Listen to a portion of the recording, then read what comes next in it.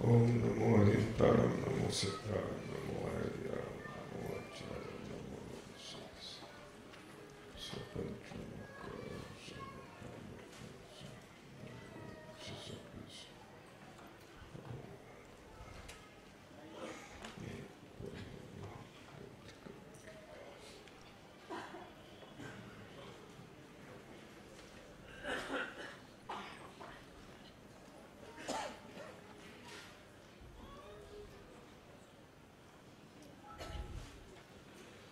दस लक्षण धर्म की आराधना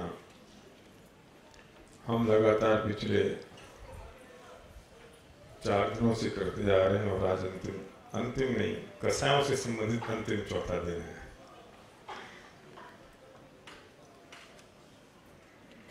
मुझे तो खुशी इस बात की होती है कि जो भी प्रोग्राम आप देख रहे थे, लगभग 10,000 लोग इस प्रोग्राम में थे। 2,000 रुपये का टिकट लेके आए थे और उनको हम क्रोधमान माया लोभ समझ रहे थे। ये किसके बाप की बकौती है? हमारी थोड़ी है। कौन दर्शन है? इसलिए कहते हैं कि 10 लक्षण धर्म सार्वभौमिक है, सार्वकालिक है। लेकिन हमने इसे बाड़ों में बांध लिया है। न किसी जाति का है, ना किसी समय का है, ना किसी काल का है, ना किन्हीं लोगों के लिए है, ना भरत क्षेत्र का है। तो सब बंधनों से मुक्त है। लेकिन दुर्भाग्य है कि हमने इसे जितनी बाड़े हो सकती थी उनमें और बांध लिया। बच्ची खुची और बांधते जा रहे हैं। थोड़ी बहुत बचेगी तो और बांध लेंगे। फिर कमल जी आप बैठो और मैं बैठेंगे, अपन दोनों बातें करेंगे तो संसार की। वो दिन भी आ जाएगा अगर हम बाड़ों में बांधते रहेंगे तो। लेकिन मुझे अच्छा लगता है कि जब ऐसे लोग सब,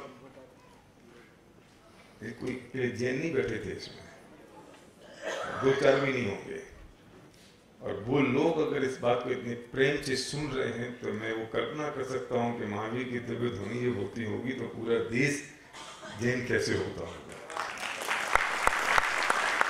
क्योंकि ये तत्व की बात है, ये धर्म की बात नहीं है।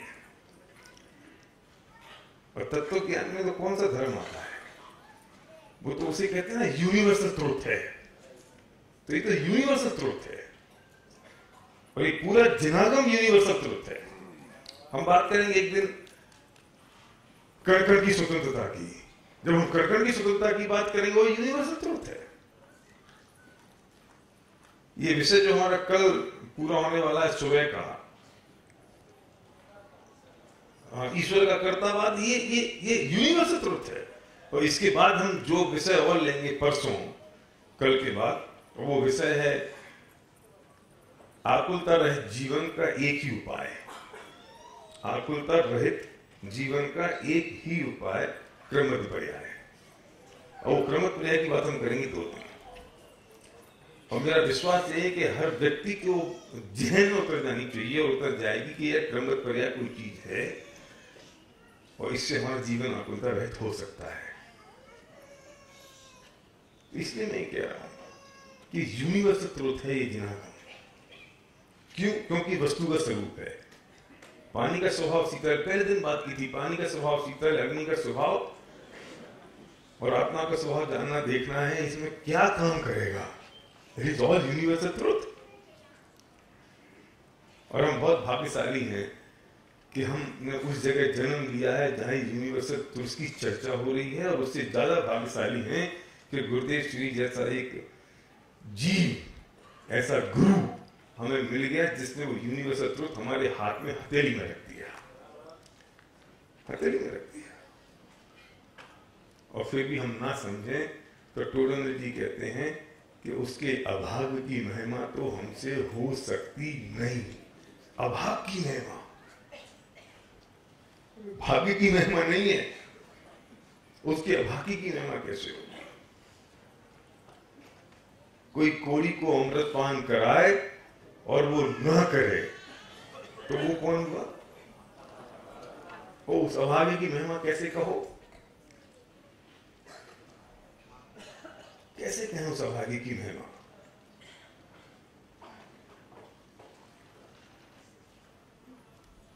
दिल्ली दूर है, अभी दिल्ली दूर है।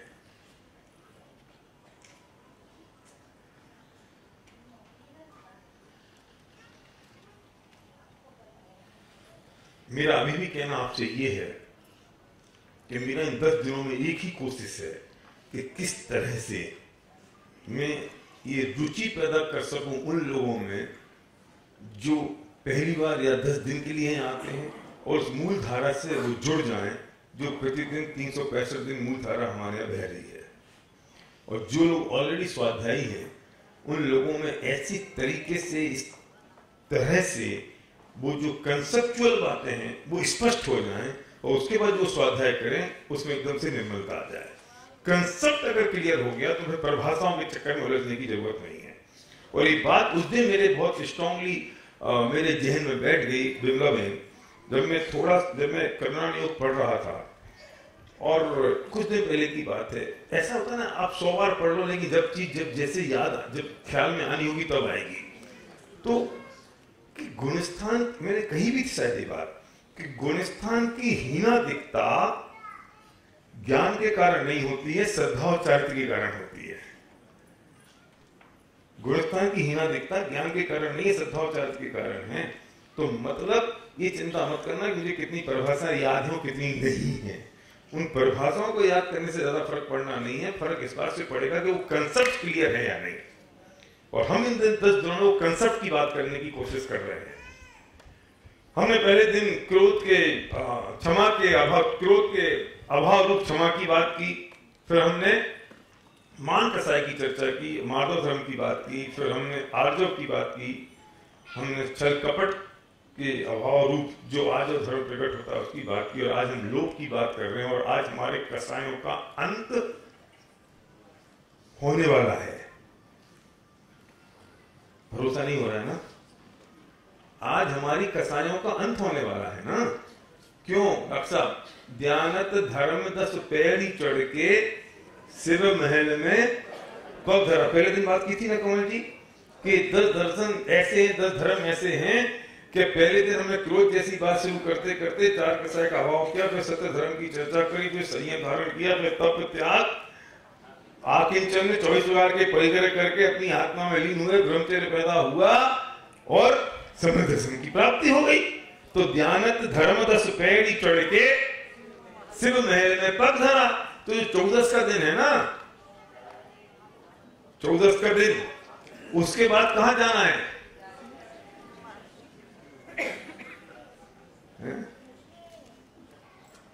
कितने सालों से कहते आ रहे हैं ध्यानत धर्म 10 पैड़ी चढ़ के शिव महल में पग धरा।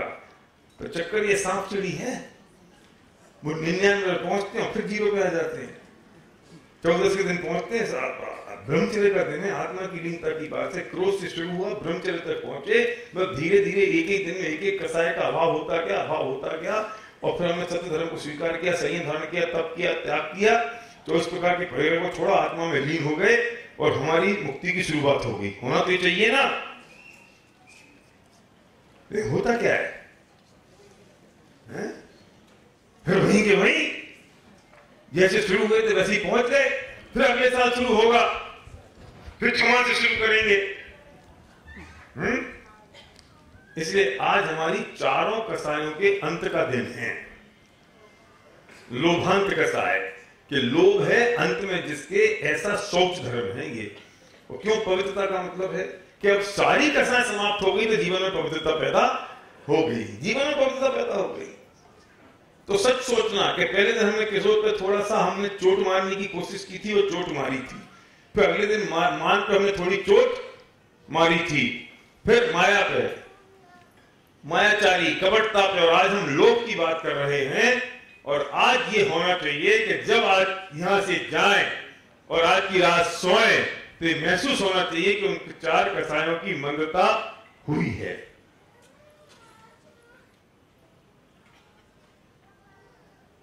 नहीं तो बेकार हो गया सब। शौच मतलब पवित्रता, शुचि मतलब पवित्रता। और ये कैसे होगी? कि लोभ कसाय के अभाव से होगी। और लोभ तो कहते हैं कि 10वें गुण स्थान तक अंत में कि वो किसको, कि कुंद कुंद को भी समयसार लिखने का लोभ था, वो भी लोभ था, पर ऐसा लोभ हो जाए तो चले। क्यों?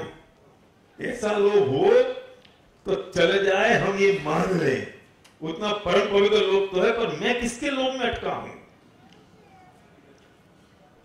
मैं संसार की चीजों के लोभ में अटका हुआ हूं जो इतनी क्षणिक है, और मेरी लोलुपता इतनी तीव्र है। जो मैं बात कर रहा था ना बिल्ली की, वो जो बिल्ली भूख के कारण दूध पिए तो चले, लेकिन वो भूख के कारण दूध नहीं पी रही है। वो बिल्ली दूध इसलिए पी रही है क्योंकि उसे दूध के प्रति घृतता है। तो दोष घृतता का है, दूध के पीने का नहीं है। कितनी घृतता है? जो धन दौलत रुपया पैसा आपके पास है, उसमें उतना दोष नहीं है। उस धन दौलत रुपया पैसा की प्राप्ति करने के लिए जो ग्रीड है, जो लोलुपता है, जो लालच है, उसके प्रति जो लोभ है, समस्या तो वो उसकी है। अगर ये नहीं होता तो भरत चक्रवर्ती सबसे बड़े लोग ये होते। और दूसरी तरफ कुंद कुंद को अगर समय सा लिखने का लोभ सता रहा है, तो भी वे ये सोचते हैं कि ये लोभ है, भले ही शुभ राग है राग, मुझे उससे भी बचना है, उन्हें उससे भी बचना है। और हम किस में अटके हैं? मैं डिफरेंट तरीके से तुलना करने की कोशिश कर रहा हूं कैलाश जी। उन्हें तो उसे भी छोड़ना है, हम अभी उस तक तो पहुंचने की बात ही नहीं है। और हम जिसमें अटके हुए उसके प्रति गद्धता कितनी है। दो व्यक्ति खाना खा रहे हैं टेबल पे, एक व्यक्ति कहता है बस आज मेरी पसंद का इतना बढ़िया खाना मिल गया कि अब तो मैं छोड़ूंगा नहीं, 10-12 रोटी खाऊंगा। और उसे पता है कि 2 रोटी के बाद वो खा नहीं पाएगा, वो जानता है ना। और दूसरा कहता है चलो ठीक है, आ गया खाना, चलो मैं खा लेता हूं। दोनों में फर्क है या नहीं? खाना दोनों को 2 ही रोटियां, रमेश भाई, खाना दोनों को 2 ही रोटियां, दोनों को भरना पेट है, पेट के अलावा उसको कुछ करना नहीं है किसी को, और होना जाना कुछ नहीं है। वो 2 की 6 खा लेगा तो डॉक्टर के पास जाना पड़ेगा। लेकिन फर्क क्या हुआ? एक को उस खाने के प्रति इतनी घृतता है कि वो कहता है कि मैं जीता इसलिए हूं क्योंकि मुझे खाना है, और दूसरा खा इसलिए रहा है क्योंकि उसको जीना है। दोनों में फर्क है कि नहीं है? वैसे बाहर से कोई परिवर्तन दिखाई देगा, कोई चेंज दिखाई देगा किसी को बाहर से? जो परिवर्तन है वो उसकी सिर्फ उस मान्यता का और उस सोच का है कि उसके प्रति उसकी घृतता कितनी है। ग्रीड समझिए ना, ग्रीड कितनी है, उसके प्रति उसकी तन्मयता कितनी है। वो अगर नहीं मिले तो वो सहज नहीं रह सकता, वो डिस्टर्ब हो जाएगा, उसे तकलीफ हो जाएगी, परेशानी हो जाएगी। दोष उस चीज का है, दोष खाने का नहीं है। जब रात्रि भोजन की बात करते हैं, अभी लंबाऊंगा नहीं उस बात को, तो लोग 1000 तर्क देते हैं कि क्या फर्क पड़ता है। तो मैं कहता हूं इन तर्कों को रखो बगल में। यह रात्रि भोजन के त्याग की बात तो गद्धता के कारण है कि तू जीवन में अपनी लिमिटेशन भी नहीं रख सकता इतनी सी कि सूरज डूब जाए तो अपना मुंह बंद कर लूं। सवाल लिमिटेशन का ये तर्क मत दे कि रात को जीव होते हैं कि नहीं, और सूरज में होते हैं कि नहीं होते हैं। वो सब तर्क हैं, उसके जवाब हैं, साइड में रख। बात इसकी कर कि उसके लिए ग्रीड कितनी है कि सूरज डूब जाए उसके बाद भी मेरा मुंह बंद नहीं हो सकता, 24 घंटे चलता रहेगा, सुबह शाम दिन रात कभी भी। मुद्दा ग्रीड का है, मुद्दा उसकी घृणता का है, मुद्दा इस बात का नहीं है कि वो हुआ क्या और नहीं हुआ। राजू समझ में आई? बेसिक फंडामेंट को खत्म करना पड़ेगा। ऊपर अमल अमल भरियो भीतर, कौन विधि घट सूची करे। ऊपर से अमल हो, बिल्कुल सोने का घड़ा हो, खूबसूरत हो, और अंदर कीचड़ भरा हो। ऐसे कौन सी तरीके से शुद्ध कर दें? क्या रमेश जी बताओ? ऊपर से तो सोने का घड़ा है, चमचमाता, अंदर कीचड़ भरा है, वो शुद्ध है क्या? शुद्ध है। ऊपर अमल, ऊपर से शुद्ध पवित्र है और मल भरो भीतर। अब कौन तरीके से ऊपर से कितना भी रगड़ रगड़ के नहा ले, क्रीम पाउडर बिल्कुल बिल्कुल तैयार हो जा, और अंदर एक 4 कसाय के बिल्कुल मल भरा पड़ा है, इसे कौन से तरीके से शुद्ध करें? ये 4 कसाय मल हैं, ये शत्रु है। किसके शत्रु है? बाहर का दुश्मन दिखाई देता है, पता चलता है, ये इंटरनल एनिमी है। क्यों है इंटरनल एनिमी? क्यों है इंटरनल एनिमी? बताओ। इसी परिभाषा ले लो ना, कसाय किसे कहते हैं? बोलो, किसे कहते हैं कसाय? पाठशाला के बच्चों से पूछो। जो आत्मा को कसे या दुख पहुंचाए उसे कसाय कहते हैं। तो आपको दुश्मन क्या करता है? दुश्मन क्या करता? दुख पहुंचाता है ना। कौन सा दुश्मन? बाहर का दुश्मन। और जो 24 घंटे अंदर पड़ रहा दुश्मन हो, उसका क्या? ये कसाय इंटरनल दुश्मन है। जब आपको क्रोध, मान, माया, लोभ जैसी ये कसाएं सताती हैं, तो सबसे पहले दुख, दर्द, तकलीफ तो मुझे देती हैं। दूसरे को तो बात में हो या ना हो वो उस पर निर्भर करता है। तो दर्द मुझे हुआ ना, तकलीफ मुझे हुई ना, कसा तो मुझे ना, दर्द मुझे हुआ। तो इंटरनल एनिमी हुए कि एक्सटर्नल? और ये इंटरनल एनिमी को मैंने पाल रखा है, मैं आस्तीन का सांप मैंने तैयार कर रखा है, और मैं हर वो प्रयत्न करता हूं किसी भी तरीके से सारे इंटरनल एनिमी मेरे पलटे रहे। सोच रहे हो आप? मैं क्रोध को पालने की कोशिश करता हूं कि अगर ये छोटा मोटा गुस्सा नहीं होगा ना तो चलेगा नहीं। ये इतना ईगो तो मेरे पास होना ही चाहिए। अगर नहीं होगा ना तो फिर मैं तो, लोग मुझे कुछ गिनेंगे नहीं। कोई चतुराई नहीं होगी तो कैसे होगा काम? स्वाभिमान चाहिए, और ये कुछ चीजों की इच्छा नहीं होगी तो कुछ चीजें मुझे मिलेगी कैसे? सुन, गजब की बात यह है कि तूने उन दुश्मनों को दोस्त मान रखा है। अब तेरा कल्याण कैसे होगा? जो है दुश्मन, कौन से दुश्मन? जैसा इंटरनल, और मैंने समझ के रखा है उनको दोस्त, मित्र, अपना, और उनको पाल रहा हूं, दूध पिला रहा हूं उस सांप को जो सांप मुझे डसने वाला है।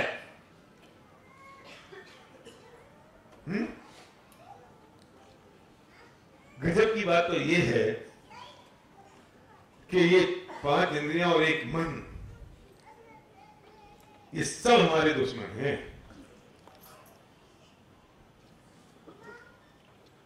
और ये पूरी इनकी एक गैंग है। सुनना ध्यान से, इनकी एक गैंग है, इनकी यूनिटी है, इनकी यूनियन है। किनकी? 5 इंद्रियों और एक मन की इनकी यूनियन है, बकायदा स्ट्रॉन्ग, पावरफुल लाल झंडा।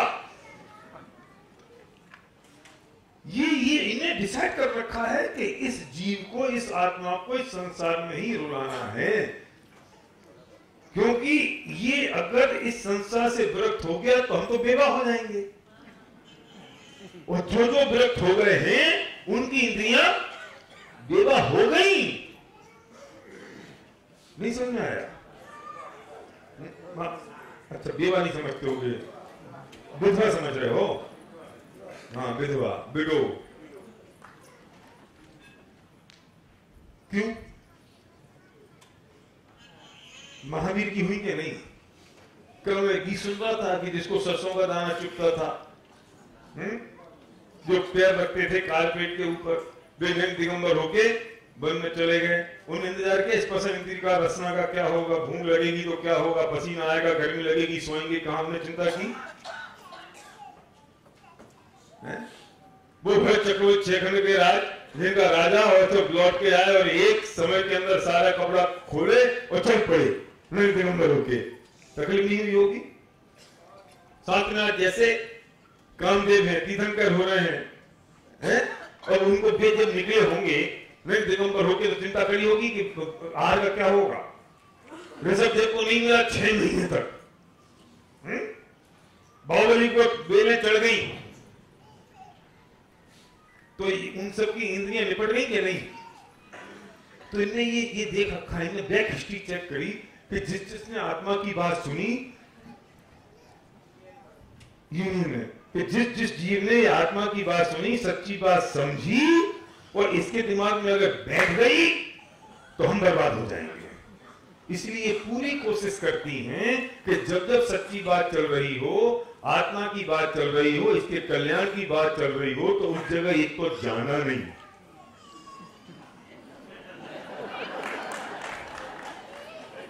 मैं चिल्ला चिल्ला के थक गया, एक एक को लेकर आओ, एक एक को लेकर आओ, एक एक को लेकर आओ। कोई अंदर से कहती है ये सब बकवास कर रहा है, छोड़, अपनों किसी को लेके नहीं आना। मैं कहता हूं एक को तो फोन कर दो, क्या कर दे, अपन जा रहे वही बहुत है। क्योंकि इसको पता है ना कि अगर हमने काम कर दिया तो हम बर्बाद। जैसे ये आ भी गया, पकड़ के आ गया तो यहाँ ये नींद दे रहे हो, ये तो मैं तो एक जगह बनाऊं, नीचे जगह की जगह फिरता हूं आपको, नहीं तो लोग सो जाए। थैंक गॉड अभी कोई सो नहीं पा रहा है। सबसे बढ़िया नींद आती है प्रवचन में। बेस्ट नींद अगर किसी जगह आती तो प्रवचन में ही आती है। कुछ लोग इसलिए आते हैं कि वैसे अब देखना प्रवचन होगा 8 से 9, बहुत बढ़िया तरह से नींद आएगी, घर जाएंगे 2 बजे तक सोएंगे नहीं। फिर उनसे पूछो भाई अभी तुम क्यों, मतलब क्यों प्रवचन में आते हो? देखो ऐसा है कि एक तो प्रवचन में जाना इसलिए जरूरी पड़ता है क्योंकि लोग क्या कहेंगे, और दूसरा था थोड़ा सा थकान मिट जाती है दिन भर की। गिरवाणी माता की इतनी मीठी मीठी लोरियां सुनते सुनते हमें नींद आ जाती है और हम सो जाते हैं। तेरी कोई गलती नहीं है भैया, तेरी कोई गलती नहीं है। तू तो शिकार हो रहा है इन इंद्रियों का, इन यूनियन का। ये 6 की यूनियन है, 5 इंद्रिय और 1 मन, इनके तुम शिकार हो। जैसे तुम जिनवाणी की बात सुनने बैठते हो तो वहां से रस्ता इंद्रिय बोलती स्पर्शन तब सोना शुरू, स्ट्राइक कैसे जाती है और वहां से फिर वो प्यास लग रही है, फिर कमर दुख रही है। कब? अभी 15 मिनट नहीं हुए प्रवचन में बैठे होंगे, क्योंकि इनको पता है कि अगर इसने असली बात सुन ली तो हम बर्बाद, या खुशी बचेगी। ऐसे टेढ़े, ऐसे टेढ़े। पंडित जी ने 5, पंडित जी समझते तो है नहीं, 5 मिनट लेट हो गए। और जब सिनेमा देखने जाता है तब 15 मिनट पहले पहुंचेगा, 3 घंटे बैठा रहेगा अलर्ट होके, और पिक्चर अगर 15 मिनट पहले छूट जाएगी, डायरेक्टर समझते नहीं है यार पैसे तुझे 200 रुपए लग जाए, बंदा इतनी छोटी 15 मिनट की पिक्चर बनाई, 17 की तो होनी चाहिए। क्यों? ना कमर दुखेगी, ना प्यास लगेगी, ना पेशाब आएगी, न नींद आएगी, ना झटका लगेगा।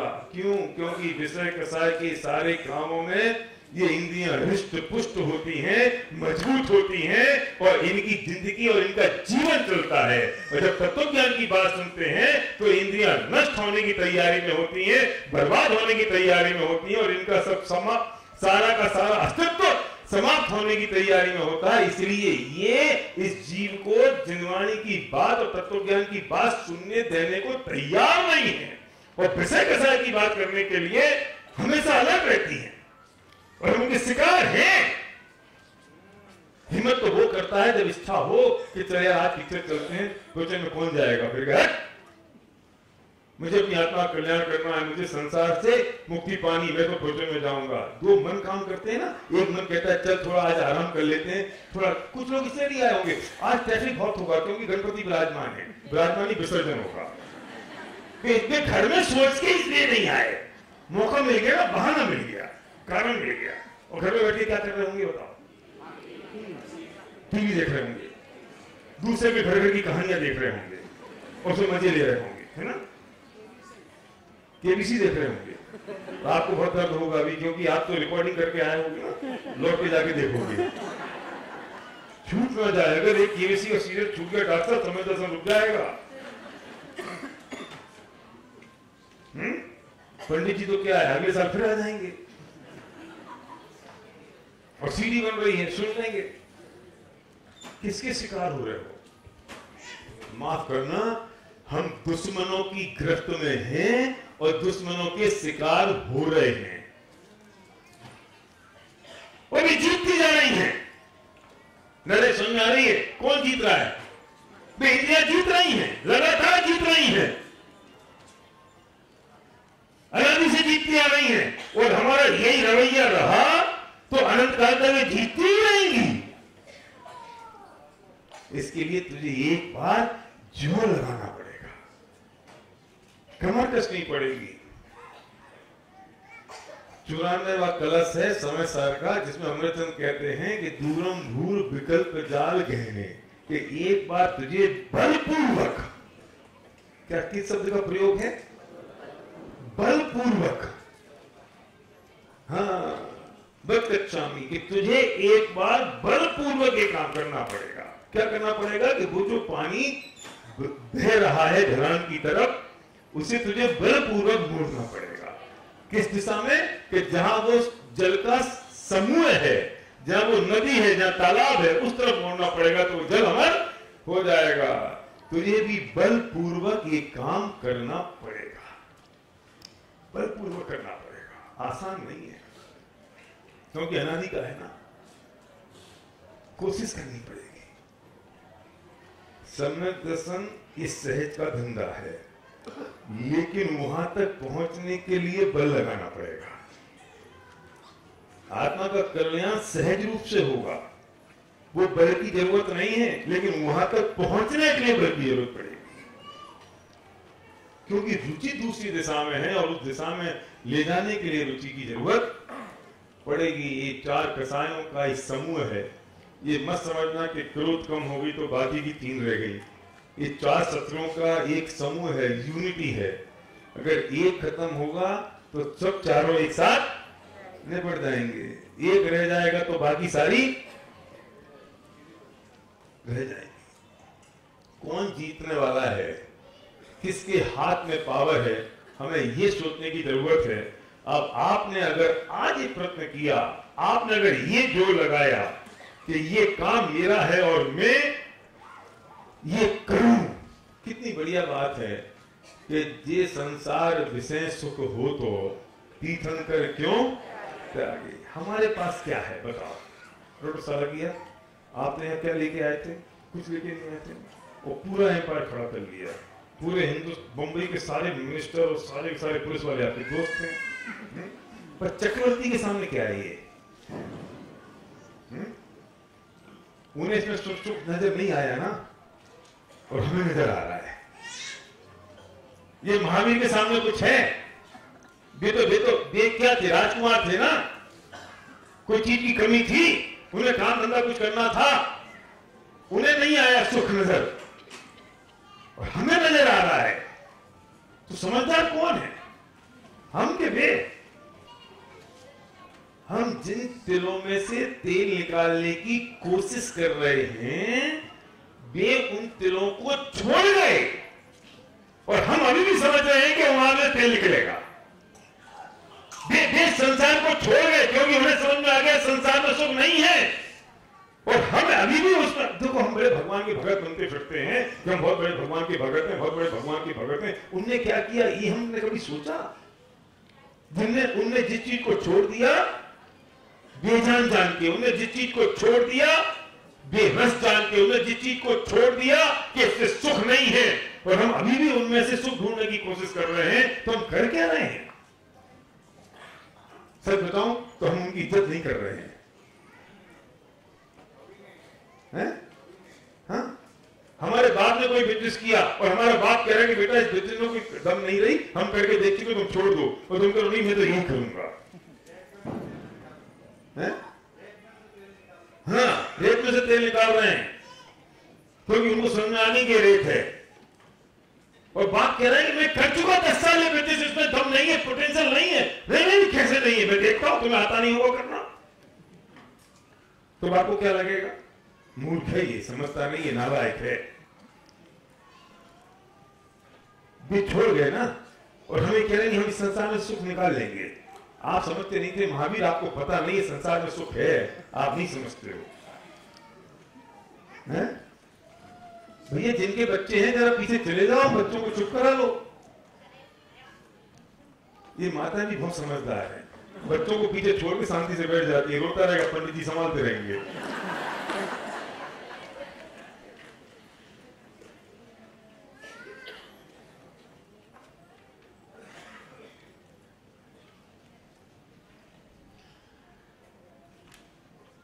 समझ में क्या आई? बोलो राजेश भाई बोलो। माँ भी को पता नहीं था, भरत चक्रवर्ती को पता नहीं था, आदि में तो पता नहीं था संसार में सुख है, और हमको पता है कि है, और हम ढूंढ रहे हैं, निकालने की कोशिश कर रहे हैं, हम समझदार बने फिर रहे हैं। क्या संजय भाई बोलो। ये संसार विशेष को हो तो तीर्थंकर क्यों त्यागे? अगर ये होता तो तीर्थंकरों ने क्यों त्यागा? क्यों त्यागते वो? और हम ढूंढने की कोशिश कर रहे हैं, तो क्या करें? हम भी जंगल में चले जाएं? अरे तुमसे कौन कह रहा है तुम जंगल में चले जाओ? तुम रहो जैसे रह रहे हो, पर ये मान तो लो कि इसमें सुख नहीं है जो तुम कर रहे हो। मान लो, बस करते रहना, स्वीकार तो करो। यह बात तो सिर्फ स्वीकार करने की है, एक्सेप्ट करने की है, बाकी काम तो होता रहेगा। ये जान लो कि इसमें नहीं है, ये कुत्ते की हड्डी है, जब वो चबा रहा है उसे खून आ रहा है, वो सोचता है हड्डी में से आ रहा है तो निकल रहा है उसके गाल में से, और समझता है हड्डी में से आ रहा है। ये मान तो ले, स्वीकार तो कर ले, इतना एक्सेप्ट तो कर ले, बस हो गया काम। वैसे कितनी देर लगेगी? स्वीकार करने में कितनी देर लगेगी बताओ? एक समय ना, ये अभी भी हो सकता है ना, कभी भी हो सकता है। ये परतंत्र क्रिया है कि स्वतंत्र क्रिया है? इसमें किसी और की जरूरत है? सिर्फ अकेली इतनी सी श्रद्धा की जरूरत है कि ये जो बात है ये सच्ची बात है, बस। और दुनिया में क्या दिखेगा? दृष्टि में परिवर्तन की आवश्यकता है, वस्तु में परिवर्तन की जरूरत नहीं है।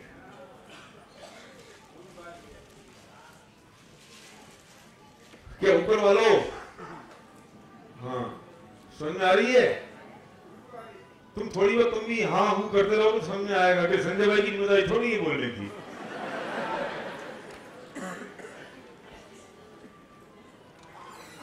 दृष्टि में परिवर्तन की आवश्यकता है और वस्तु में परिवर्तन की जरूरत नहीं। मैं बहुत छोटा था, 6 साल का होऊंगा, 6-7 साल का, तो मेरे से मेरे फादर, दादा जिनको हम बोलते हैं, वो एक किताब लेके आए, अकबर बीरबल के किस्से। अब वो किस्से वैसे तो हम पढ़ नहीं पाए, छोटे से इतने से थे, लेकिन उसके पीछे विदिशा में जन्म हुआ था हमारा, तो मेला होता था, तो उसके पीछे एक चित्र बना हुआ था कमल जी, और उस चित्र में लिखा हुआ था गधे को ढूंढिए। आपने पढ़ा, देखा? नहीं किताब पढ़ी किसी ने? अरे हमारी उम्र के लोगों ने पढ़ा होगा, इन बुजुर्गों ने नहीं देखी होगी। तो गधे को ढूंढिए, वो जंगल था। मैं 10 दिन तक लगातार सुबह दोपहर शाम गधे को ढूंढता रहा, मुझे गधा मिला ही नहीं। मुझे एक बार तो ये लगा कि इसमें गधा है नहीं, ये पागल बना रहा है। तो मैं इतनी समझ तो नहीं थी कि मैं समझ में पागल नहीं बना रहा ये, मैं सोच रहा था कि इनोसेंट थे ना, तो मैं इतना सोचा कि नहीं यार बात तो सच्ची है। अगर अभी आ जाती तो मैं पक्के तौर पे समझ लेता कि आदमी पागल बना रहा है, तो गधा बधा है ही नहीं। तो इनोसेंट थे, इसने लिखा है गधे को ढूंढिए तो ढूंढो। 10 दिन तक ढूंढता रहा, नहीं मिला। एक दिन मैंने कहा अंतिम बार और ढूंढ लेते हैं। तो जैसे मैं अंतिम बार वो किताब उठाई तो मुझे पीछे से कुछ बाल दिखाई दिए, बाल। जब मैंने वो बाल पकड़े मतलब चित्र में पकड़े, तो पूंछ पकड़ में आ गई, पूंछ पकड़ में आ गई, धड़ पकड़ में आ गया, धड़ पकड़ में आ गया, तो पैर पकड़ में आ गया, गले पकड़ में आ गई, मुंह पकड़ में आ गया, पूरा गधा दिख गया। गधा वहां था कि नहीं था ना? क्या करना पड़ा मुझे गधा देखने के लिए? किताब में परिवर्तन करना पड़ा, गधे में परिवर्तन करना पड़ा, वस्तु में परिवर्तन करना पड़ा, या दृष्टि में परिवर्तन करना पड़ा।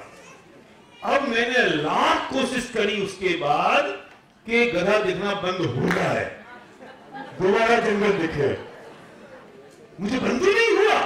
जब मैं किताब उठाऊं फिर मैं अब एक बार और फिर गधा ढूंढेंगे, अब तो मजा आने लगा, अब एक बार फिर गधा ढूंढेंगे। मैं किताब उठाऊं और गधा दिखे, जंगल दिखे ही नहीं। अब गधा दिखाई दे रहा था, गैक, अब वो जंगल दिख नहीं रहा था। क्या करना पड़ा मुझे? वस्तु में परिवर्तन करना पड़ा, दृष्टि में परिवर्तन करना पड़ा। अरे समझ दर्शन की प्राप्ति करने के लिए तुझे कोई वस्तु में परिवर्तन की आवश्यकता नहीं है। किसी पाए आडंबर में कोई परिवर्तन की जरूरत नहीं है। परिवर्तन सिर्फ दृष्टि में करने की है। वो इसी पल, इसी समय, कभी भी हो सकता है। और एक बार दृष्टि में परिवर्तन हो गया तो सारे के सारे परिवर्तन अपने आप हो जाएंगे, तुझे और करने की जरूरत नहीं है। दृष्टि में परिवर्तन करना है, बस फोकस बदलना है। ये मिरर के सामने खड़े होते ना भरत, मिरर के सामने, तो क्या दिखता है? अपना चेहरा। लेकिन जिस दिन आपको मिरर को साफ करना हो तो क्या दिखता है?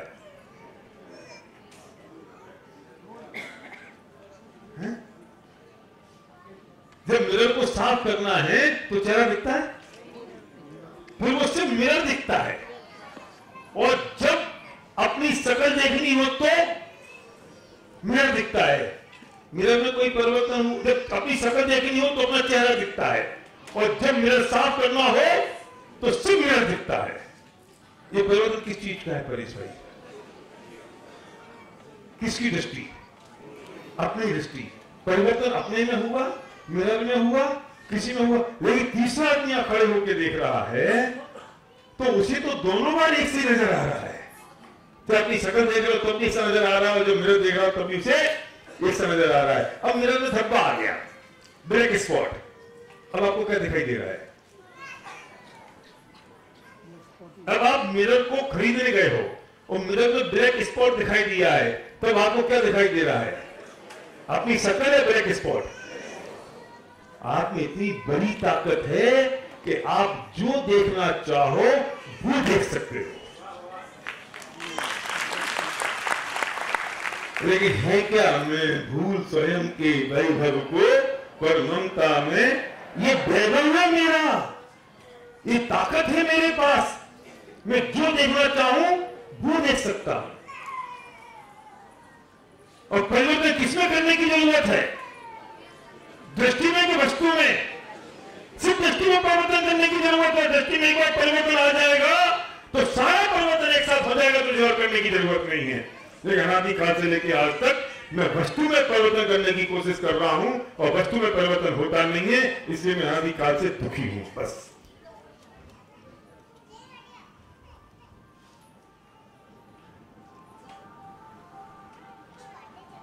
अनादि काल से दुख का कारण सिर्फ इतना सा है, वस्तु के प्रति लालसा को हम लोभ कह देते हैं और व्यक्ति के प्रति लालसा को हम प्रेम कह देते हैं।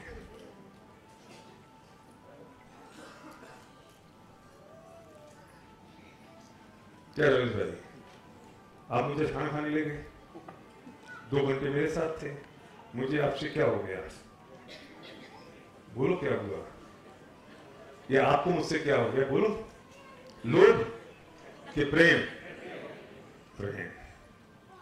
पर आपने मुझे एक पेन का कपड़ा दे दिया, और जब पेन का कपड़ा दिखाया तो मुझे क्या हो रहा था? पेन के कपड़े से प्रेम के लोभ?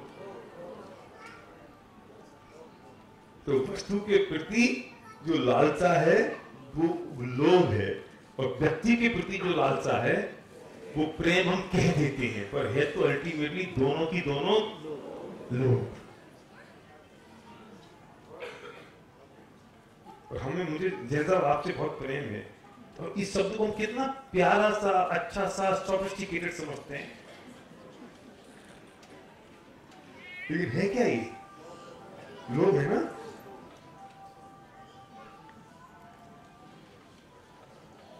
जो एक शब्द की वजह से सारा का सारा ही उसका मीनिंग ही बदल गया। वो प्रेम भी लोभ का ही रूप है, वो स्नेह भी लोभ का रूप है, वो राग भी लोभ का ही रूप है। इसलिए कहते हैं कि अगर लोभ हो गया, लोभ की बात कर ली, लोभ का अंत हो गया तो सब का अंत हो गया। इसने लोग को पाप का बाप कहा है, इसलिए पाप का बाप कहा है कि उसके हाथी के पैर में सबके पैर समाहित हो गए और कुछ बचा नहीं। जिस यश के लोभ की बात हम करते हैं, मैं वो 8 प्रकार के मत, सॉरी, ये कुछ लोभ की बात मैं क्रम से नहीं कर रहा हूं क्योंकि समय कम है मेरे पास, तो बात बहुत सारी मुझे अलग अलग तरह से करनी है। जैसे मत 8 प्रकार के होते हैं, ऐसे लोभ भी अलग अलग, कितने भी लोभ बना लो जितनी आपकी मर्जी है। हाँ, असंख्य है। अब यश का लोभ है, एक बहुत टेक्निकल पॉइंट पूछता हूं मैं कि यश का लोभ है, मैं कुछ करना चाहता हूं, मैं इतना करना चाहता हूं कि मेरा नाम हो जाए, है ना, यश का लोभ है ना, मरने के बाद भी मेरा नाम रहे। क्यों भाई साहब?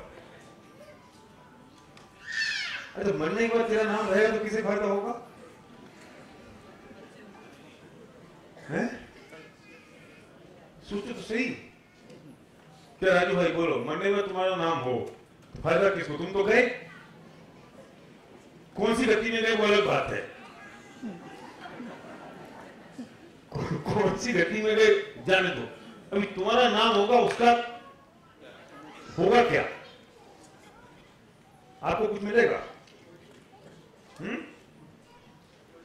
किसको मिलेगा? किसको मिलेगा?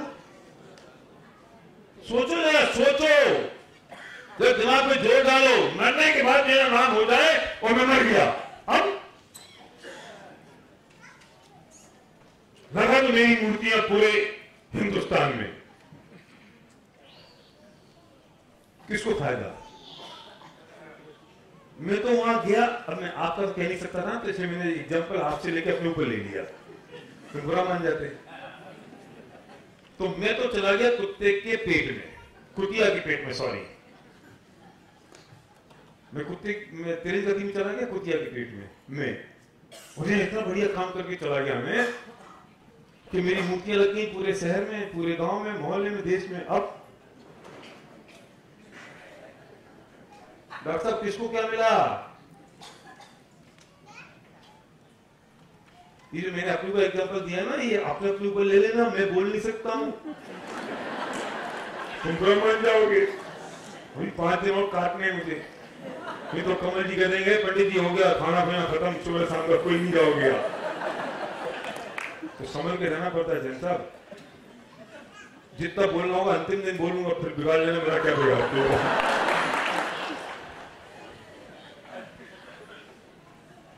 क्यों?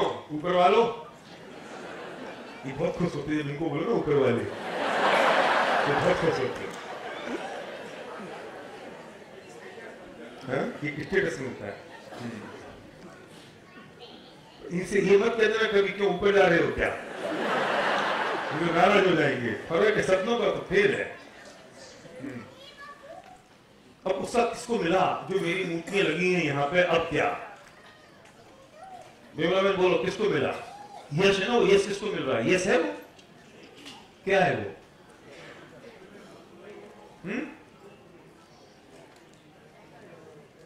क्या है वो? बहन जी बोलो, कौन सी बहन जी? मुझे यश का लोभ है ना, तो मैंने इतना काम किया, सब कुछ कर दिया मैंने, और मैं कुत्ते के पेट में मरने के बाद अब यहाँ मूर्ति लग गई। अब वो कुत्ता, अब वो कुत्ते के पेट में भी कुत्ता पैदा भी होगा, पैदा हो गया मैं, वो जो मेरी मूर्ति लगी थी मैं उसके आसपास घूम रहा हूं, और अभी मुझे सुसु आ गई, अब मैं टांग ऊपर भी कर ली वहीं पे जहां मेरी मूर्ति लगी है।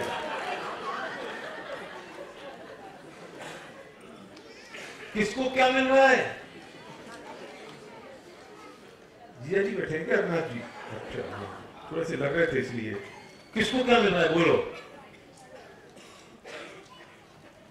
बोलो बेटी बोलो, डॉक्टर साहब बोलो। किसी को नहीं? ऐसे कैसे होता? किसी को नहीं? अरे बोल दो ना कुछ भी, क्या फर्क पड़ता है, चिंता मत करो, नंबर नहीं कटेंगे। सुनो, ये तो मैंने इतना चीज आपको टाइम दिया कि आप सोचो, आपको लगे क्या उत्तर हो सकता है इसका, और ये किसी और को नहीं कही जा सकती और अपने को नहीं कही जा सकती है। मुश्किल हो जाएगी नहीं तो। मेरे इस यश के लोभ के कारण मैंने जितने भी आदि ध्यान रौद्र ध्यान किए, उसके लिए जो अपने परिणाम अच्छे बुरे किए, उससे जो कर्म बंधा या आयु बंधी, उस आयु के हिसाब से तो मुझे अपनी गति मिल गई। लेकिन अब जो यहां हुआ, वो जो यहां हुआ, उससे जिस व्यक्ति को अनुकूलता का वेदन हो रहा है, वो उसके पुण्य का उदय, और उससे जिसको प्रतिकूलता का वेदन हो रहा है, वो उसके पाप का उदय। लेकिन ये जो मैं चला गया, इससे, इस मूर्ति से मेरा कोई संबंध ही नहीं रहा। मैं ठीक कह रहा हूं? मेरा संबंध उससे कैसे हो सकता है? मैं तो अलग गति में गया, अलग भोग रहा हूं, अलग पुण्य पाप भोग रहा हूं, अलग मेरे परिणाम से अशुभ हो रहे हैं, अलग मेरे नवीन कर्मों का बंद हो रहा है, पुराने कर्मों उदय में आ रहे हैं। लेकिन यहां जो मेरी मूर्ति लगी, उस मूर्ति से मुझे क्या?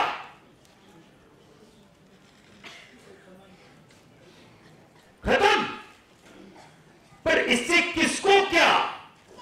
कि इस मूर्ति लगने से मेरी पत्नी संध्या वहां से निकली सफेद साड़ी पहन के, तो लगा वाह मेरे पति की मूर्ति लगी है, वाह इसके पुण्य का होता है। और मेरा कोई दुश्मन निकला, कर्जा तो ले लेके मर गया, मूर्ति लगा रखी है। ये उसके पाप का होता है, जिसको दर्द हो रहा है, जिसको तकलीफ हो रही है, जिसको ईर्ष्या हो रही है, जिसको पेन हो रहा है, और जो खुशी हो रही है, ये उसके पुण्य का होता है। और ये जो उसको पुण्य मिला और इसको ये जो तकलीफ हुई, इसको जो खुशी हुई, ये इस मूर्ति के कारण नहीं हुई। अगली बात, ये तो उसके ऐसे पूर्व जनित कर्म थे जो उदय में आने थे, और इस मूर्ति का तो सिर्फ निमित्त मिला उसे, और उसके पुण्य पाप उसके साथ काम कर गए, और इसके पुण्य पाप इसके साथ काम कर गए। मूर्ति सिर्फ निमित्त के रूप में काम करेगी, इसके कारण उसको ऐसा महसूस हुआ। अब वो जो यश के लिए जो वो यश कहां गया? समझ आई बात? वो जो यश नहीं ना समझ आ रही बात? नहीं, वो जो यश जिसके लिए मैंने किया कि मरने के बाद मेरा नाम हो जाए, उसका क्या हुआ है?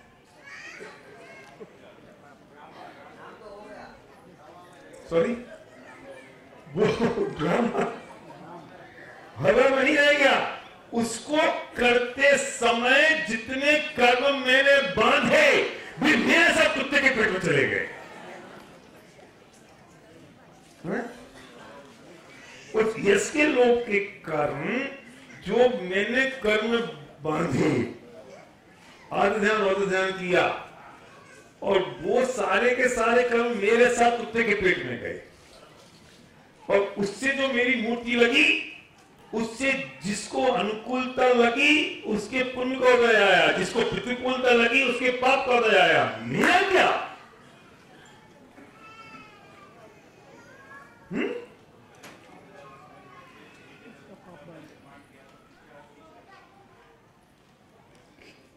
सोचना ही पड़ेगा डॉक्टर साहब, बिल्कुल नहीं, कुछ नहीं। जिसका भला होगा अपने पुण्य पाप से होगा, आपसे कुछ नहीं।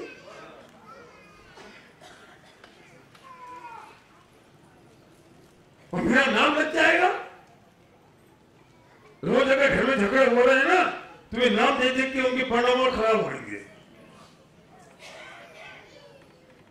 और जिसका होना होगा उसके पुण्य पाप से होगा, आपसे कुछ होने वाला नहीं है। अरे किसके नाम से क्या होगा? भरत चक्रवर्ती 6 खंड का राज जीत के जब वो पट पे अपना नाम लिखने के लिए पहुंचे, तो जगह नहीं मिली, जगह नहीं मिली, और एक का नाम मिटा के अपना नाम लिखना पड़ा उस भरत चक्रवर्ती को। और मेरा नाम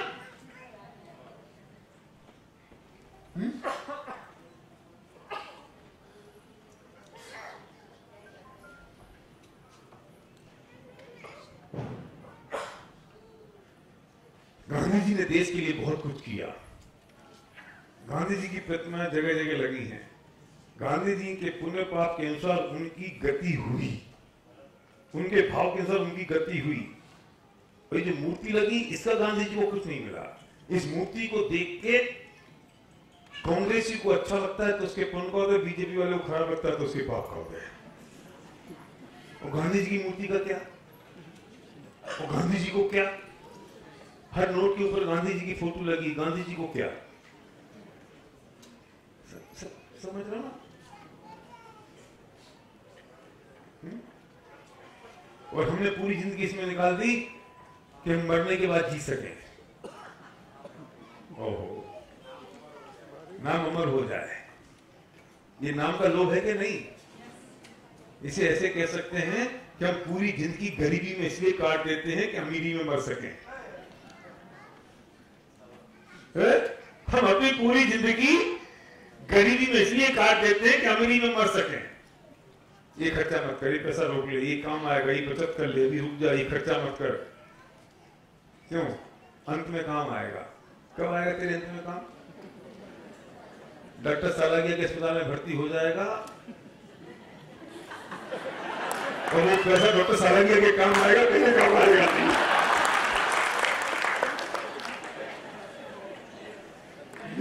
मेरे काम आएगा।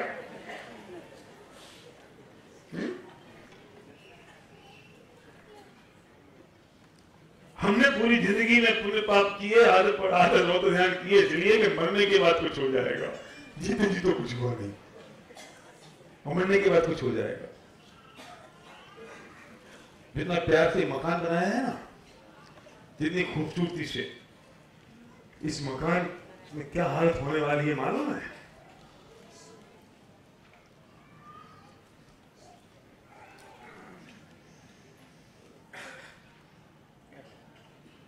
डेढ़ घंटा हो गया,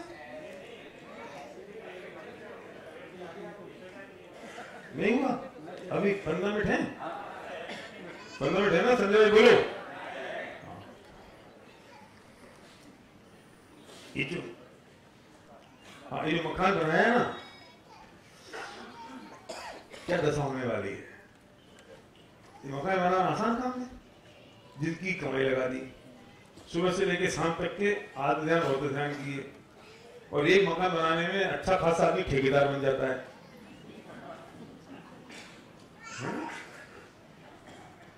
अब उस मकान में तुम्हारा मकान, तुम्हारे नाम पे रजिस्ट्री, सब कुछ तुम्हारा, उसके लिए इतना पाप कमाया, और जब प्राण निकल जाएंगे ना अस्पताल में और डॉक्टर कहेगा ले जाओ घर, तो तुम्हें नीचे रखेंगे पार्किंग में।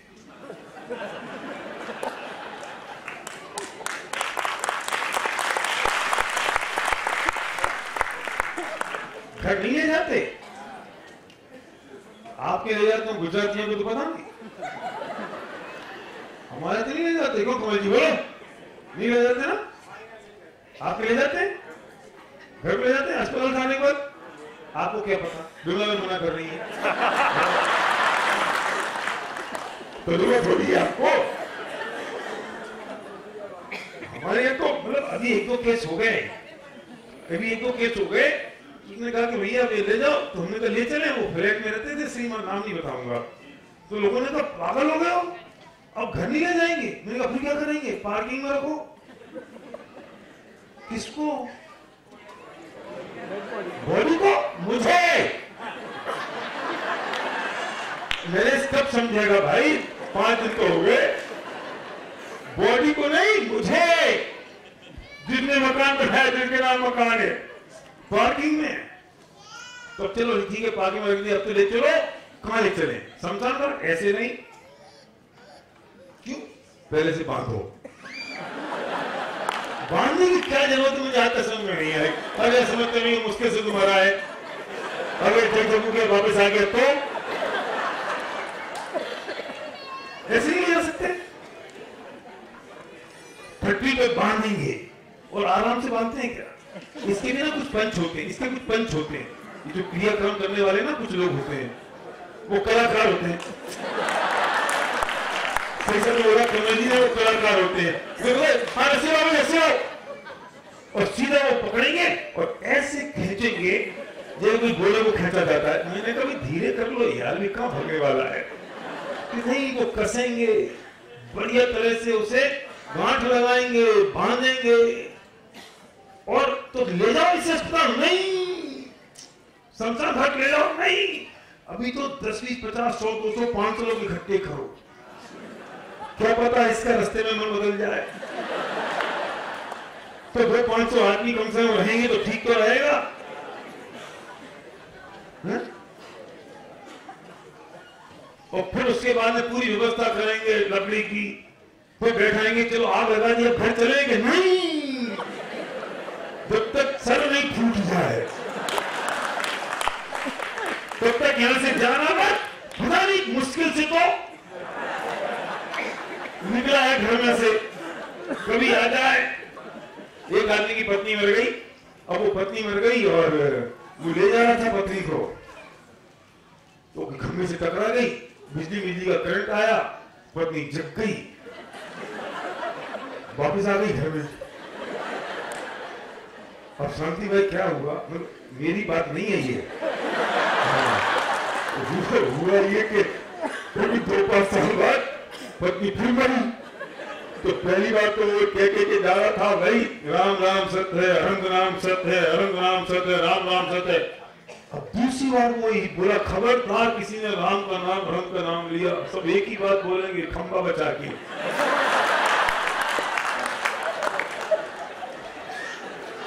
कितनी बार का भुगता हुआ बैठा हूं मैं, पता नहीं फिर कौन सा करंट खंबे में से गुजर जाए, लग जाए। ऐसा नहीं, गलत नहीं कर रहा हूं, डॉक्टरों से पूछ लो। जब पेशेंट मर जाता है तो अंतिम ट्राई करते हैं करंट मारने की, और वो करंट खंबे से लग गया, पत्नी जिंदा हो गई। अब कोई इस लेने वाली तैयारी में नहीं था।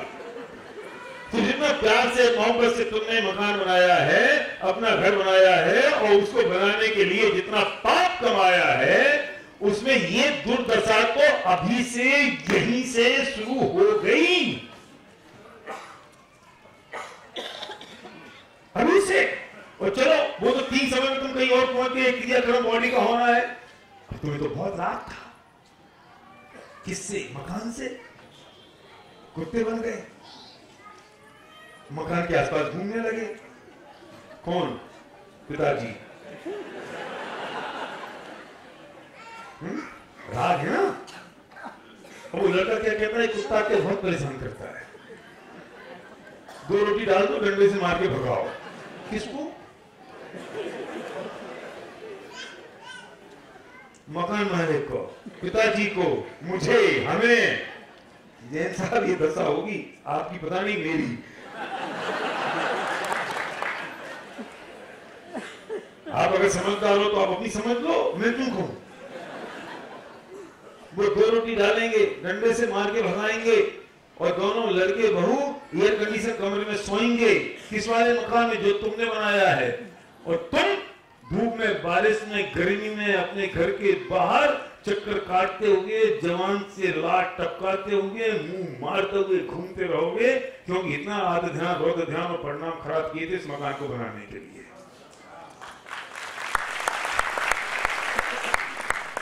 मकान यहाँ का यहाँ रह जाएगा, जिसको आनंद लेना है वो आनंद लेता रहेगा, और उसके जरिए, उसके निमित्त से जितने कर्म बांधे पाप किए वो मेरे साथ चले गए। सौदा कैसा है? घाटे का?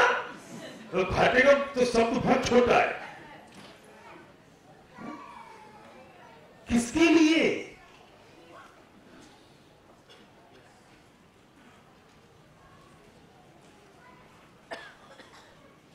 हमारी मम्मी कभी कभी ये बोलती है कि यार बहुत मच्छर हो रहे हैं, तो मेरे फादर उनसे कहते थे अब चलो मर के भैंस हो जाओगी, तो इतने सारे मच्छर काटेंगे, फिर कौन सी गुड नाइट लगाती फिरोगी। मर के भैंस हो गए और फिर मच्छर काटेंगे तो गुड नाइट लगाते फिरेंगे। ये परिणामों को इतना कोमल और निर्मल बनाने की जरूरत है, और इस लोभ को उतना कंट्रोल करने की आवश्यकता है, उसको उतना नियंत्रण में करने की आवश्यकता है। अगर वो हमने नहीं किया तो ये काम हमारे हाथ से छूट जाएगा। और ये बात अगर हम आश्रम की बात करें तो 72वीं गाथा में समय सार में मुहुराज देश को आश्रम बताया है। ये सब कर्मों के संबंध में मैं बात कर रहा हूँ, उसकी मैं चर्चा कर रहा हूँ। मौका मिलेगा तो मैं इस गाथा में भी अलग से बात करने वाला हूँ। और एक बात और कह के मैं इसको खत्म करूंगा यहाँ पर।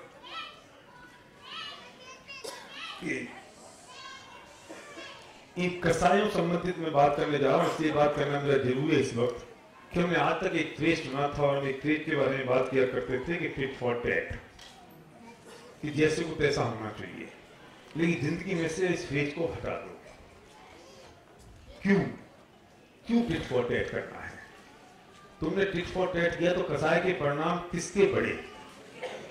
मेरे बड़े ना। टिट फॉर टैट तुमने किया तो एक क्रोध बैर में किसका बदला? मेरा बदला। तो मैं तो अपन तो यार कोई ना ईंट मारी अपन पत्थर से जवाब देंगे। जैसे को तैसा होना चाहिए, दुनिया का नियम है। नहीं, आज के बाद जिंदगी के सिद्धांत बदल दो और एक सिद्धांत बदल दो, no tit for tat, tit for as it is. Tit for as it is कि वो मेरे साथ जैसा भी करेगा वो करे, पर मैं उसके साथ वैसा ही करूंगा जैसा मैं करता आ रहा हूं। मैं किसी के साथ जैसे के साथ ऐसा करने वाला नहीं हूं।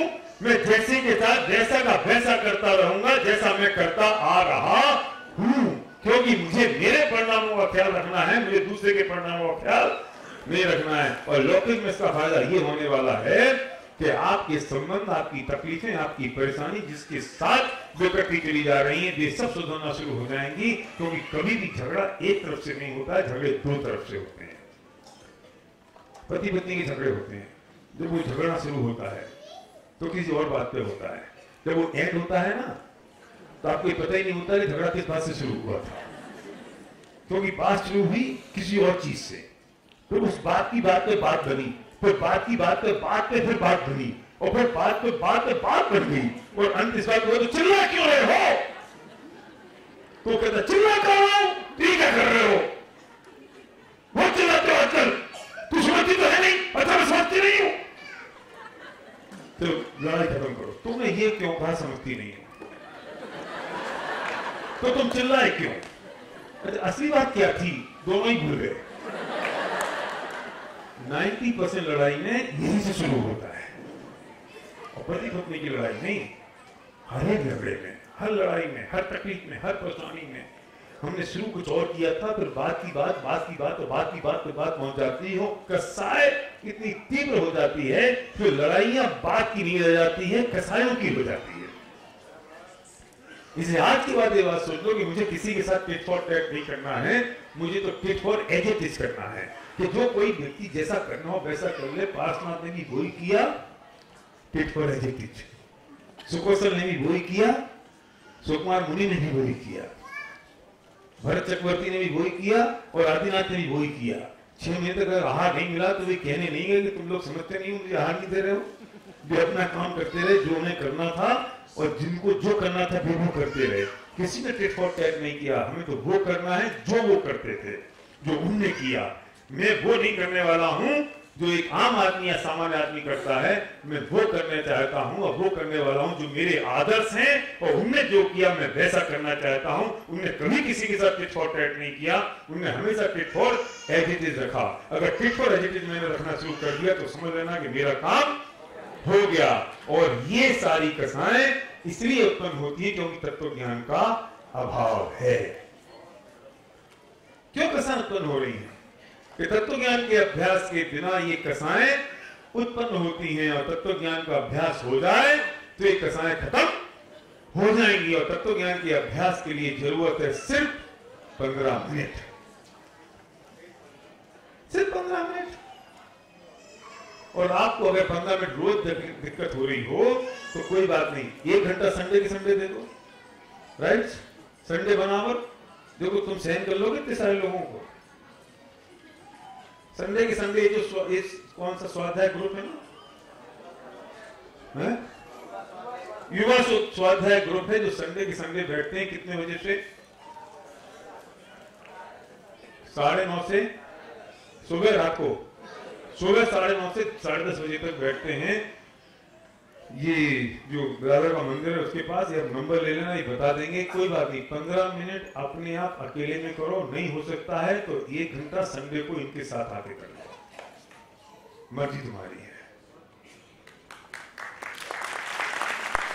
उसके लिए किसको कांटेक्ट करना, उसका फोन नंबर ये दे देंगे। ये भी फ्लैट में बैठ के करते हैं, और मैं चाहता हूं उनकी सारी अरेंजमेंट फेल हो जाए।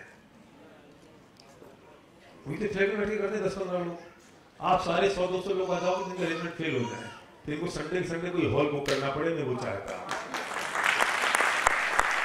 हर संडे क्यों नहीं एक हॉल बुक हो सकता है? हर संडे क्यों नहीं 50 आदमी, 100 आदमी, 500 आदमी, 1000 आदमी आके सुन सकते हैं वो तत्व ज्ञान की बात, जिनसे जीवन में बहुत बड़ा उतार चढ़ाव हो सकता है, हो के बच सकता है। वो तत्व ज्ञान की बात जो इस भव की बात नहीं, बाकी अनंत भव मेरे सुधर सकते हैं। वो बात करने के लिए सिर्फ संडे को आपसे मांगते हैं 1 घंटा बस, या 15 मिनट रोज के आपके घर पर, जो मर्जी आपकी, जो चॉइस आपकी है, जो चूज करना वो चूज कर लो। पर मैं अंतिम दिन जाने से पहले आपके नाम भी पूछूंगा, खड़े होकर आपसे पूछूंगा भी किसने डिसाइड किया है। छोड़ के नहीं जाऊंगा, मैं सेल करूंगा तो सेल क्लोज भी करके जाऊंगा, कच्चा काम नहीं है। और कल सुबह हम दोबारा मिलेंगे 8:45-9 बजे, और उस टॉपिक को पूरा करेंगे, ईश्वर का अकर्तावाद। और कल हम इस टॉपिक को पूरा करेंगे, और परसों हम बात करेंगे आकुलता रहित जीवन का एक ही उपाय, कर्मबद्ध पर्याय। और उसके बाद एक टॉपिक है जिसका नाम है इन भावों का फल क्या होगा, और वो टॉपिक कब करना है वो विचार करेंगे, उसको अनाउंस कर देंगे आपको। उस दिन आपको सुबह आना है, दोपहर में आना है, रात को आना है, जब आना है तब आना, तो उस सब्जेक्ट को छोड़ना नहीं किसी कीमत पर, और हम सब लोग सुखी हों, इसको भावना के साथ खास